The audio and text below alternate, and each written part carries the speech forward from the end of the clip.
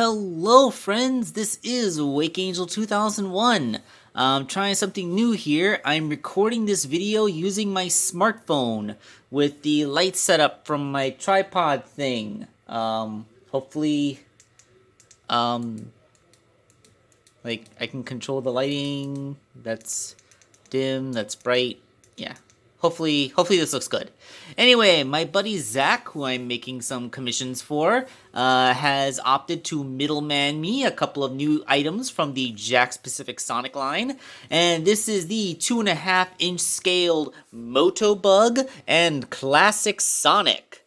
Now, I am loving the fact that the badniks are coming out, and I opted to get the Classic Sonic figure mostly to see how they scale with the 4-inch ones, since the Classic Mighty has confirmed that they're not going to try to do generations or forces scaling with their classic characters. So the Motobug has Modern Sonic on it, which is CGI image. The Classic Sonic has a drawing of Classic Sonic. And if you turn around to the back of the packaging, there's a brief description: world's fastest blue hedgehog, or the Motobug will roll around and try to attack Sonic with its sharp claws to hopefully Sonic grabs some rings. Yes. I don't need glasses, I'm not old. And then you can see some previews of the other figures in the wave. It's a re-release of Metal Sonic, a Gold Chow, which is a recolor of the basic Chow. I opted to skip Gold Chow. If it was a Hero or Dark Chow, or even if it just had a little bow tie to specifically be cheese, I would have gone for it. But the Gold Chow doesn't really interest me that much. I do know that that is a thing that was in the games, so it's not like it's from nowhere, but I just don't think of it as important enough a variant. The Tails variant actually does seem to have like an effects part for the tails to make it look like it's flying, so that's pretty cool. Alright, so 2 points of articulation for Motobug, 5 for Classic Sonic. Let's get them out of the packaging and see how they stack up.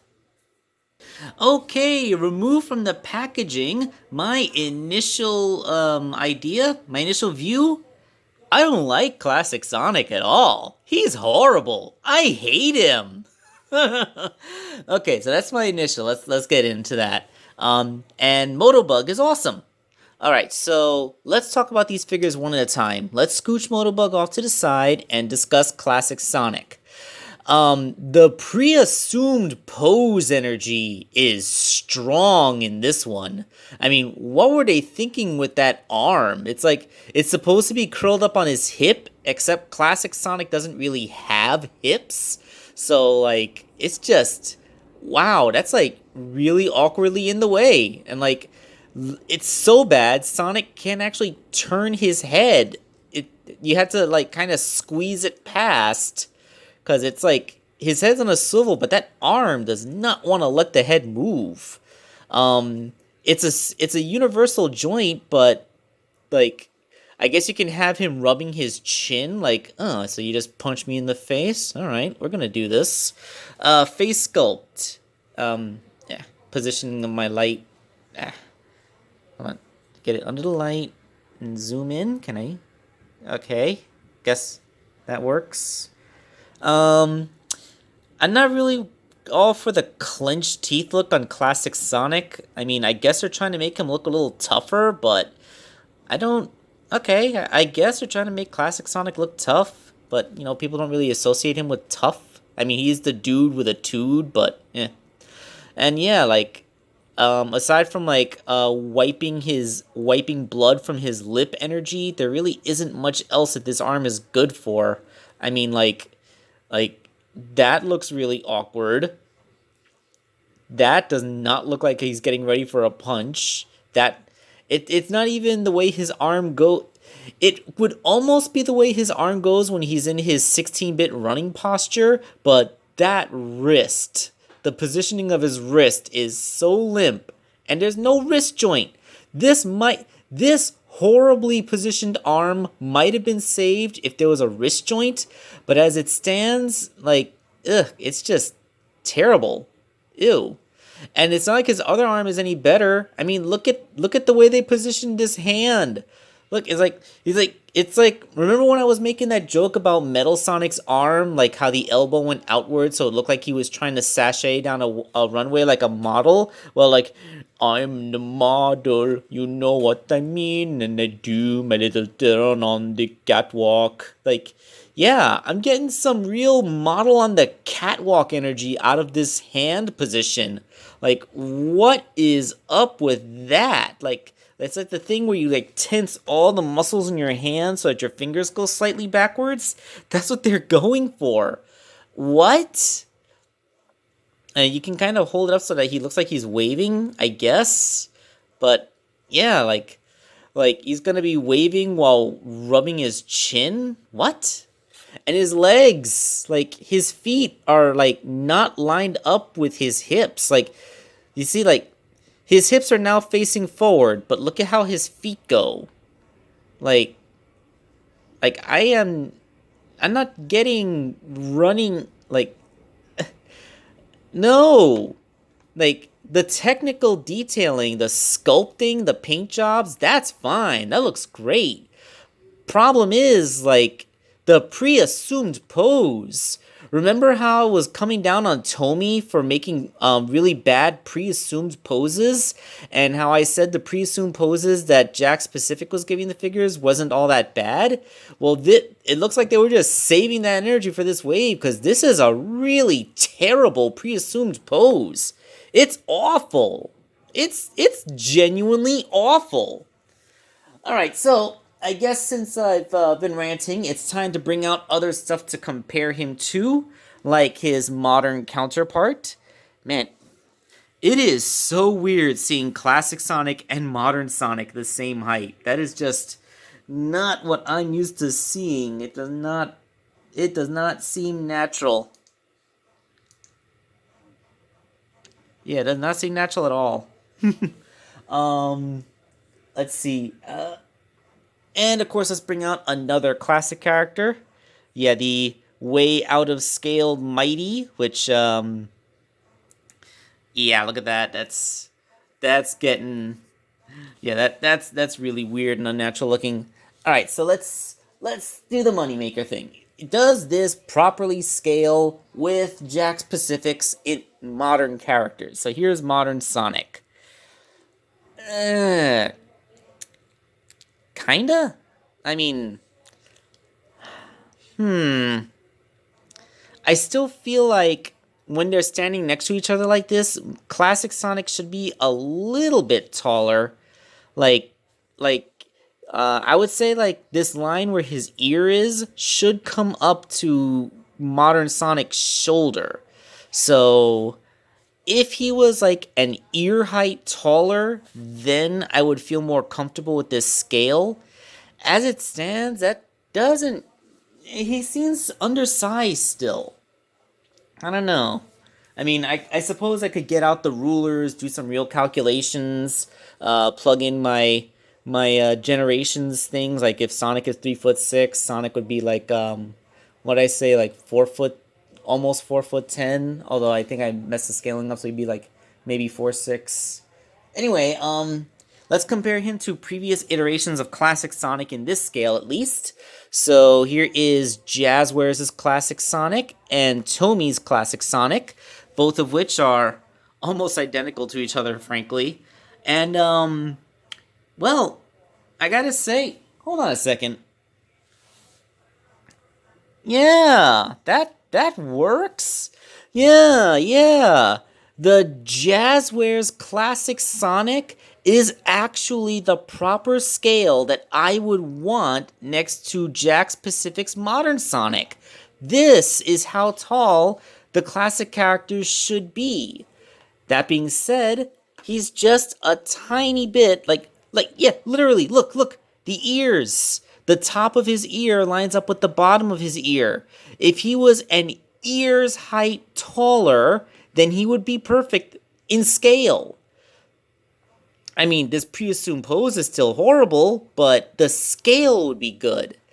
So, yeah, I guess I'm sorry to say this, Jakks Pacific, but I don't think that I'll be collecting your 2.5-inch line for the classic characters. They just don't scale, and that pre-assumed pose is awful. I mean, if you're gonna re-release a classic Sonic with a better pose, then maybe I'll get that, but no, don't like it. It's horrible. Alright, so let's talk about the Shining Gem, the good one. The one that shall be focused on. Literally. Motobug, the very first badnik. He comes with it comes with a stand.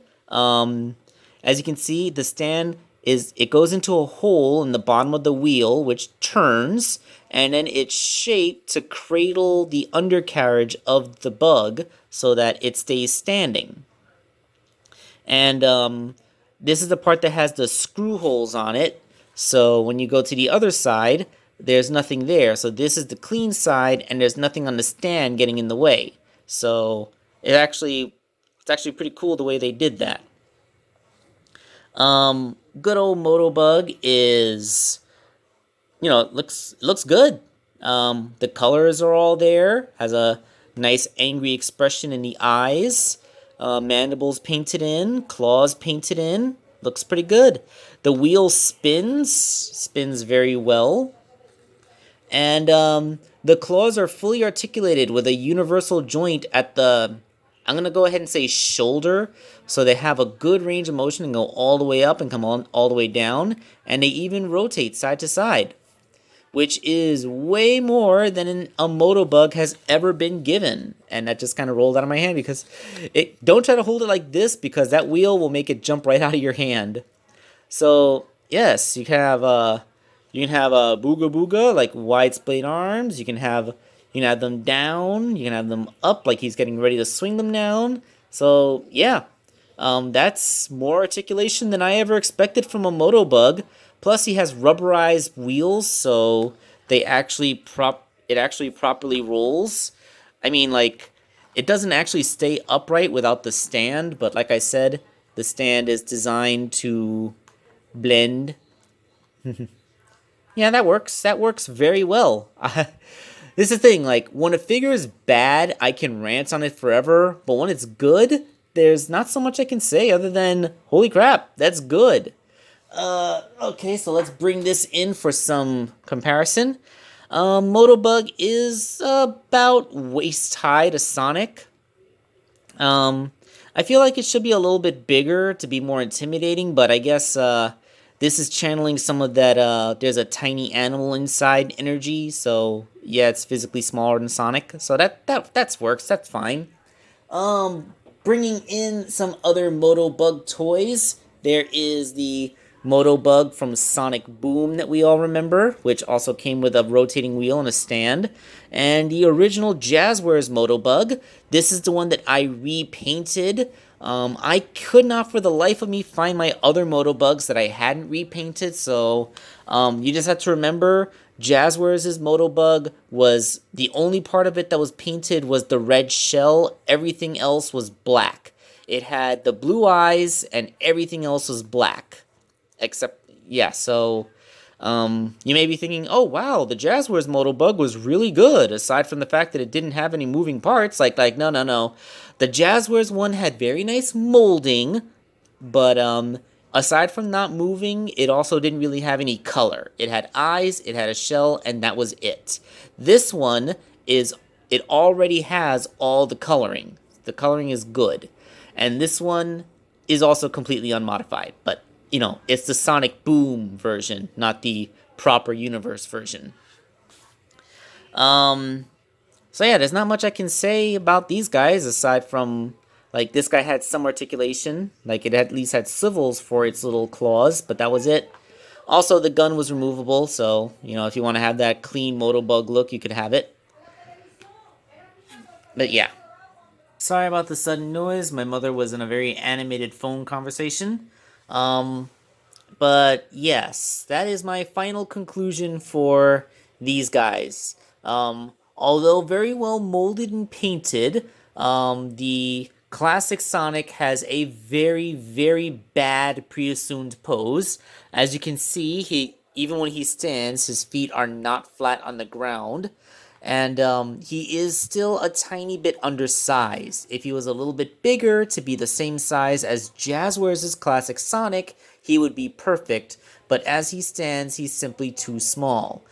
The Motobug is fantastic. It's the best Motobug figure that we've ever got. I'm looking forward to seeing Jakks Pacific make more of the classic badniks and hopefully some of the more modern badniks as well. I would love to see their take on an egg pawn. Um, so hopefully the 2.5-inch line will focus more on these guys so we can army build them, and maybe that they'll torture us with less of these. I know they're gonna make all of them, but like if they do, at least don't make them so horribly stuck in a pre-assumed pose that they aren't really playable otherwise. So, this is Wake Angel 2001, showcasing the one that I truly do like, and I am signing off.